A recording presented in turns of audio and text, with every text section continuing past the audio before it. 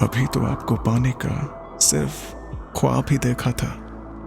आपने तो यूं मेरे आगोश में आकर ऐसे हकीकत बना दिया। You are looking so gorgeous miss cotton candy. शायद तभी उस लड़के ने ये अंगूठी उसे पहना दी हो।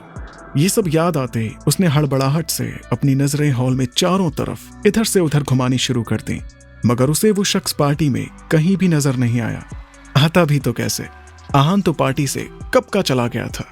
वो इधर उधर देख ही रही थी कि तभी रोहन उसके पास आया और उसका हाथ पकड़कर बोला, इधर उधर किसे ढूंढ रही हो? मैं तो यहाँ हूं। किसी को भी तो नहीं। शार्वी ने एक मुस्कुराहट अपने चेहरे पर लाते हुए कहा। अब वो रोहन को कैसे बताती कि वो किसे और क्यों ढूंढ रही है। कैसी बेचैनी है ये इस दिल में कि वो नजरों के सामने नहीं, नजरें फिर भी उनको ही तलाश रही हैं। सच्ची कहा था आहान ने कि उसके जिस्म से लेकर रूह तक उसके प्यार के निशान ही मिलेंगे, क्योंकि कहने को तो शार्वी की रोहन से एंगेजमेंट हो चुकी थी और वो उसके साथ थी, लेकिन उसके दिमाग और दिल में इस वक्त उस शख्स का ही ख्याल था जिसने उसे वो अंगूठी पहनाई थी और जिसका वो नाम तक नहीं जानती थी। पार्टी से निकलकर आहान पार्किंग में खड़ी अपनी ब्लैक BMW के पास आया और उसमें बैठकर वहां से निकल गया। स्टीयरिंग व्हील को अपने दोनों हाथों में पकड़े वो बहुत ही स्मूथली ड्राइव कर रहा था। उसके राइट साइड की खिड़की का शीशा थोड़ा खुला हुआ था, जिससे आती हवा के झोंकों से उसके सिल्की और शाइनी बाल उड़कर उसके माथे पर आ रहे थे। वो मंद मंद मुस्कुरा रहा था, जिससे उसका हैंडसम चेहरा और भी अट्रैक्टिव लग रहा था। उसके चेहरे को देखकर लग रहा था मानो वो आज बहुत खुश हो। शायद वो जो चाहता था आज उसे मिल गया हो। उसने रॉय मैंशन ना जाकर अपनी कार अपने प्राइवेट विला की ओर मोड़ दी। जल्दी उसकी कार हवा से बातें करते हुए सड़क पर तेजी से दौड़ने लगी और कुछ देर बाद एक प्राइवेट विला में आकर रुकी। ये विला शहर के भीड़ भाड़ और शोर शराबे वाली जगह से कुछ दूर शांत इलाके में था। जब भी आहान को खुद के साथ वक्त बिताना होता था वो अक्सर यहीं आता था। उसे अकेले रहना ज्यादा पसंद था। इस विला की दीवारें वाइट और ग्रे कलर के कॉम्बिनेशन से पेंट की गई थीं और इस विला की गोल वुडन रूफ और चारों तरफ बनी बड़ी बड़ी ग्लास विंडो उस विला को और भी खूबसूरत बना रही थी। आहान जल्दी से कार से उतरा और उसने गाड़ी की कीज को गार्ड्स की तरफ उछाला और लंबे कदमों से चलते हुए विला के अंदर चला गया। रूम में आते ही उसने अपना कोट उतार कर सोफे पर फेंका और अपनी टाई की नॉट को थोड़ा ढीला करते हुए एक चेयर पर जाकर बैठ गया। उसके सामने ही लकड़ी की बनी एक चौकोर मेज थी, जिस पर उसने अपने दोनों पैरों को क्रॉस करके रखा हुआ था। टेबल ड्रॉर से उसने सिगरेट की डब्बी निकाली और उसे जलाकर धीरे धीरे पीने लगा। उसने अपनी आंखें बंद की और अपने सर को पीछे की ओर चेयर के हेड से लगाकर एक गहरी सांस ली। वो अब भी पार्टी में बीते उन पलों को याद कर रहा था जब डांस करते वक्त शार्वी उसकी बाहों में थी। इन पलों को याद करते हुए उसके होठों पर एक हल्की मुस्कान उभर आई और उसे वो पल याद आने लगे जब वो पहली बार शार्वी से टकराया था 1 महीने पहले। आहान अपनी किसी बिजनेस मीटिंग के सिलसिले में मॉल आया हुआ था। जब वो वापस जा रहा था, मॉल से कुछ दूर निकलते ही उसकी गाड़ी अचानक से खराब हो गई। ये देखकर उसे बहुत गुस्सा आने लगा। उसने तुरंत ही शोभित को फोन करके 10 मिनट में दूसरी गाड़ी भिजवाने का ऑर्डर दिया। उसकी वो बिजनेस मीटिंग कुछ खास अच्छी नहीं रही थी, जिससे उसका मूड ऑलरेडी बहुत खराब था। ऊपर से अचानक गाड़ी के खराब होने से उसका गुस्सा और बढ़ गया था। उसने डोर ओपन किया और गाड़ी से बाहर आया। बाहर आते ही सूरज की सीधी किरणें उस पर पड़ रही थीं, जिससे उसके माथे पर पसीने की कुछ बूंदें चमकने लगीं। उसने गुस्से में अपने कोट और टाई को उतारकर कार की बैक सीट पर फेंक दिया और अपनी शर्ट के 2 बटन्स ओपन करते हुए गहरी सांस लेने लगा। वो बार बार अपनी घड़ी की तरफ देखते हुए इधर से उधर चक्कर लगा ही रहा था कि तभी उसकी नजर सामने से आती हुई एक लड़की पर पड़ी। उस लड़की ने एक वाइट क्रॉप टॉप और ब्लू लॉन्ग स्कर्ट पहनी हुई थी। उसके गले में खूबसूरत फ्लावर प्रिंटेड स्कार्फ था। उसके खुले लंबे ब्राउन हेयर्स हवाओं के कारण उड़कर बार बार उसके चेहरे पर आ रहे थे, जिन्हें वो अपने सर को झटक कर बार बार पीछे कर रही थी। क्योंकि उसके एक हाथ में कुछ चॉपर्स और दूसरे हाथ में एक कॉटन कैंडी का फ्लॉस था, जिसे देखकर वो ऐसे मुस्कुरा रही थी मानो किसी छोटे बच्चे को उसका पसंदीदा खिलौना मिल गया हो। चलते हुए उसका पूरा ध्यान अपने हाथ में पकड़े हुए कैंडी फ्लॉस की तरफ ही था।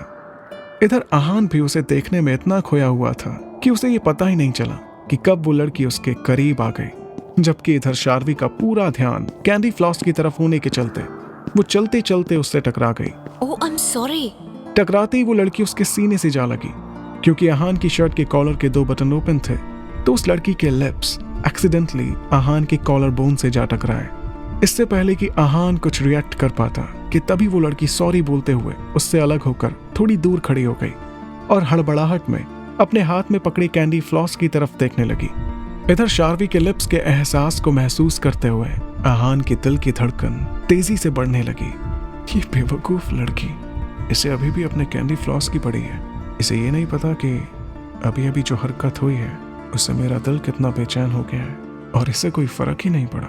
क्या इसको कॉटन कैंडी से इतना प्यार है? आहान ने अपने मन में सोचा। जैसे उसने शार्वी से कुछ कहने के लिए अपने कदम उसकी ओर बढ़ाए, तभी शार्वी का फोन रिंग करने लगा, जिसकी आवाज उसके कंधे पर लटके उसके स्लिम बैग से आ रही थी। अपने दोनों हाथ शॉपर्स और कैंडी से घिरे होने की वजह से उसे समझ नहीं आ रहा था कि वो अपने बैग से फोन निकाले तो निकाले कैसे। तभी उसने जल्दी से अपना कैंडी फ्लॉस एक्सक्यूज मी कहते हुए आहान के हाथ में पकड़ाया और जल्दी से अपना फोन रिसीव किया। हाँ वानी। आहान वहीं खड़ा कभी अपने हाथ में पकड़े कैंडी फ्लॉस की तरफ देखता, तो कभी फोन पर बात करती शार्वी की तरफ। फोन पर बात करते वक्त वो थोड़ी हैरान परेशान सी नजर आ रही थी टैक्सी। और एक टैक्सी को रोककर उसमें बैठकर कहीं चली गई। आहान उसे रोक पाता उससे पहले ही वो टैक्सी थोड़ी दूर निकल चुकी थी, और आहान वहीं खड़े खड़े उस टैक्सी को तब तक देखता रहा जब तक वो उसकी आंखों के सामने से गायब नहीं हो गई। जल्दबाजी में शायद शार्वी अपना कैंडी फ्लॉस तो ले जाना भूल ही गई, पर कुछ तो था जो वो जाने अनजाने अपने साथ ले गई, और वो था आहान का दिल। तभी शोभित दूसरी कार लेकर वहां पहुंचा और कार से उतरते ही जल्दी से बोला, बॉस दूसरी कार आ गई है। लेकिन आहान का पूरा ध्यान तो इस वक्त अपने हाथ में पकड़े कैंडी फ्लॉस पर था। शोभित ने देखा कि उसके बॉस अपने हाथ में पकड़े कैंडी फ्लॉस को लगातार घूरे जा रहे हैं, तो वो हैरान होकर बोला, बॉस आप ये कैंडी कब से खाने लगे? अगर आपको खाना ही था तो मुझे बता दिया होता, मैं आपके लिए मंगवा देता। लोग मुंबई के सबसे बड़े बिजनेस टाइकून को रोड पर यूं खड़े होकर कैंडी खाते हुए देखेंगे तो क्या कहेंगे बॉस? ये सुनकर आहान ने घूर कर शोभित की तरफ देखा, मगर कुछ नहीं कहा। उसने वो कैंडी फ्लॉस शोभित को पकड़ाया और नई गाड़ी की कीज लेकर गाड़ी को तेजी से दौड़ाता हुआ वहां से निकल गया। बेचारा शोभित अभी भी यही सोच रहा था कि उसके बॉस ने कैंडी फ्लॉस क्यों लिया जब खाना ही नहीं था। उसने कभी भी अपने बॉस को ये सब चीजें खाते हुए नहीं देखा था, बच्चों की चीजें। और दूसरी सबसे इंपॉर्टेंट बात, आज वो गाड़ी लाने में पूरे 5 मिनट लेट था, तब भी उसके बॉस ने उसे कुछ नहीं कहा, वरना अपने बॉस के दिए गए टाइमिंग से 1 मिनट भी लेट होने पर उसके बॉस पनिशमेंट के तौर पर उसकी सैलरी का कुछ हिस्सा काट लेते थे। बॉस ने कुछ नहीं कहा। लगता है बॉस आज काफी अच्छे मूड में है। थैंक गॉड बचा लिया तूने, वो मन ही मन बड़बड़ाया। दूसरी तरफ कार ड्राइव करते हुए आहान के सामने बार बार शार्वी का ही खूबसूरत चेहरा आ रहा था। उसके वो उड़ते बाल, उसकी वो प्योर और इनोसेंट स्माइल, और उसका वो एक्सीडेंटल किस।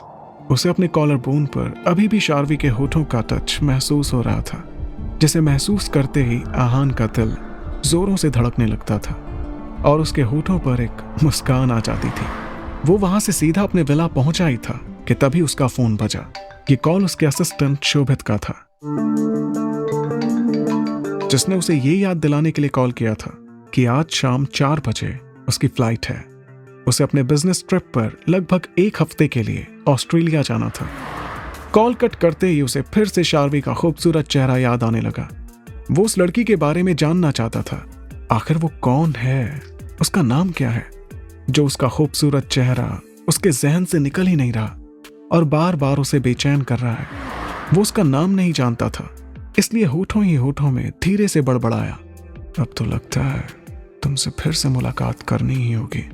आखिर तुमने आहान रॉय को इतना बेचैन जो कर दिया है, और कोई मेरा चैन मुझसे छीने, ये मुझे बिल्कुल पसंद नहीं, पर तुम मुझे बेहद पसंद आई, मिस कॉटन कैंडी। लेकिन फिर उसने सोचा कि वो अपनी ऑस्ट्रेलिया ट्रिप से वापस आने के बाद ही उसके बारे में पता करेगा, और फिर वो रेडी होकर एयरपोर्ट के लिए निकल गया।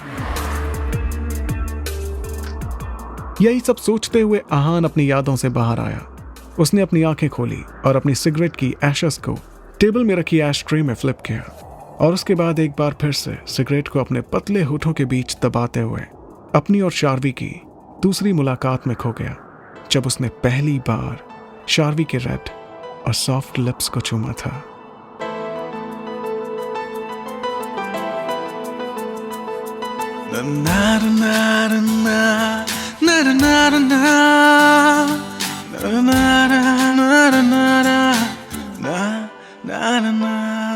एहसास तेरा हर पल साथ है, अब तू ही जिंदगी है, तू जान है।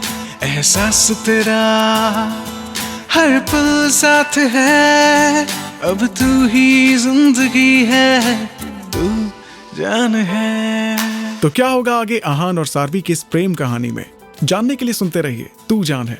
और अगर आपने अभी तक मेरे चैनल को सब्सक्राइब नहीं किया है तो अभी मेरे चैनल को सब्सक्राइब कीजिए, बेल आइकन को प्रेस कीजिए, क्योंकि कहानी से जुड़े नेक्स्ट एपिसोड्स के अपडेट्स आपको तभी मिलने वाले हैं। तो जल्दी से बेल आइकन को प्रेस कीजिए, स्टोरी को शेयर कीजिए और सपोर्ट कीजिए रिवांश को। तू जान है।